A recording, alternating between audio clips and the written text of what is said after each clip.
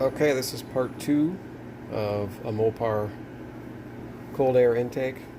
I will put a link to part one in this video. Part one is just installing the lower air box, but today I am going to cut the hood on my 2019 Jeep JL for this cold air induction vent. This goes right over in this area here. I think I got everything I need, hopefully. I have some touch-up paint, which we'll need when we cut the hole, cover up the bare metal. One thing I already did do off camera is on the back side here, where this cover comes off. It was so tight, I had a hard time getting it off, to the point I thought I was going to break it. So what I did is I sanded some off of this point here to make it a little easier to get this thing on and off. I just sanded a little, test fitted it, sanded a little, test fitted it, but it was way too tight, and at least mine was, from the factory, to comfortably pull this thing on and off, especially when it gets cold. I was afraid plastic was going to snap. So that I did off camera. Test fit yours. You may have to do it, you may not. This is the template, which I already cut out to save some time. So first things first, I'm going to tape this on the inside of the hood. I am going to do this without removing the hood. I don't want to risk damaging the paint when I remove the hood bolts. They look like they're pretty well painted on, so I'm going to do this with the hood on. It doesn't seem like it's going to be that big of a deal. I just lowered the hood prop a bit so it's not all the way up. So I'm going to take this onto the hood real quick. Okay, here's the template on. I did not remove the headliner either. It's not in the way of the template. Only thing I did was just a tape around the perimeter so any shavings didn't get up underneath the headliner. And then I just put a big moving blanket over the whole engine bay to keep everything clean. So now I'm going to take a punch and mark along this whole perimeter with a punch, and then we can remove the template, draw an outline over it. We'll do that next.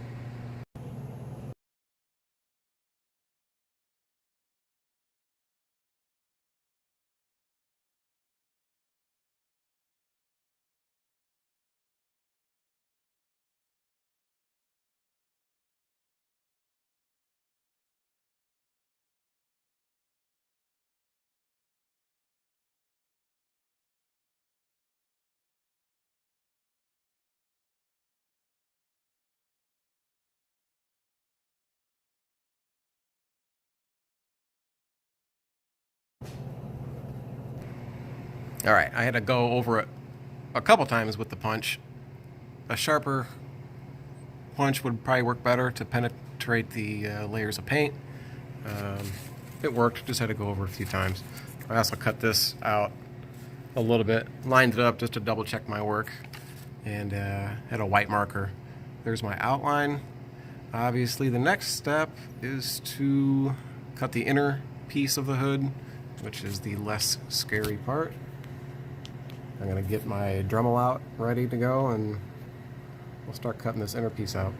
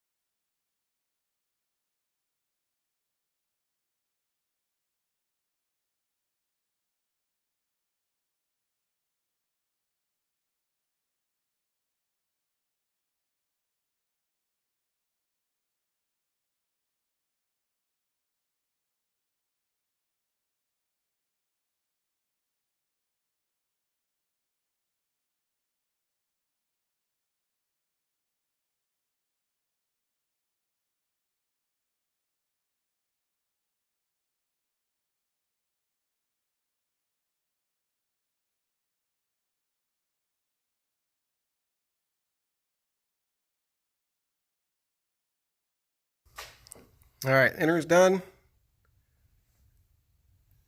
Looks like it turned out pretty good. I'm going to get a file, clean up the edges before I start on the outer piece.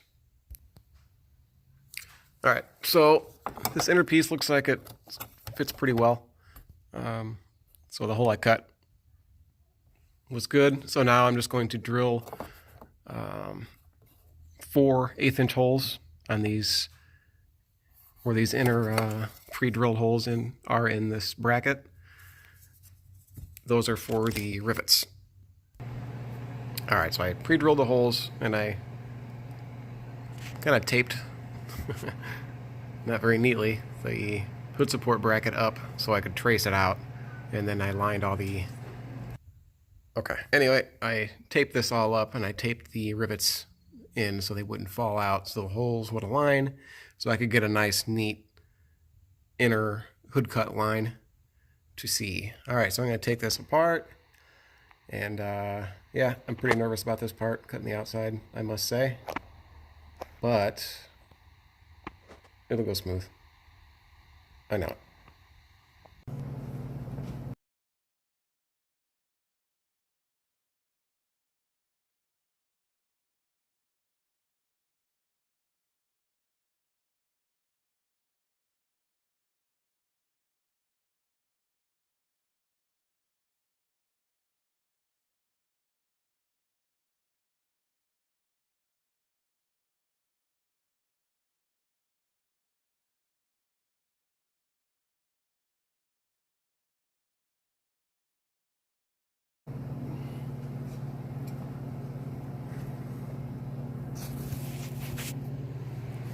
Okay. Yeah, it's safe to say that that was a bit nerve-wracking. It looks like it turned out pretty darn clean though. Yeah, I've done a lot of modifications on cars, top ends, rear ends. I'd have to say I was most nervous about this.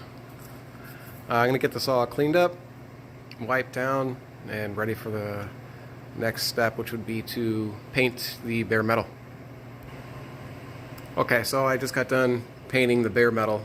This is just a paint stick I got off of Amazon for $10 or so. I just taped off the outside to avoid any potential messes, just because I'm a bit anal, and you know, everything's just touched up. Any place the Dremel got away from me, I made sure and got everything covered in there. So the next step would be to put on this hood support using the rivets and this 2-part epoxy. I'm going to get that all set up and be right back.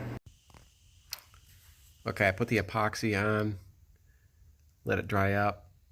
All the rivets are installed. The next thing to do would be to drill these 4 holes out. Hold on, let me grab a light. Drill these four holes out for the outer shell to mount to. It's a 13/64, I believe. So I'm going to drill those and put the outer plastic screen on. All right, so I got these 4 holes drilled. I had to oblong this one a little bit to get the grill to fit straight on the hood. It was just slightly crooked. So that's why that one's a little bit bigger than the rest, but it fits really snug. I got this outside cleaned. I'm gonna pull the adhesive off of this, push it in, and then there's some nuts that fasten in behind this. All right, the push nuts are installed. I used a small 5mm socket to push those on. They're pretty snug. See both of them on there. I'm just going to get everything cleaned up and I'll give you an outside view. Okay, here's the finished product.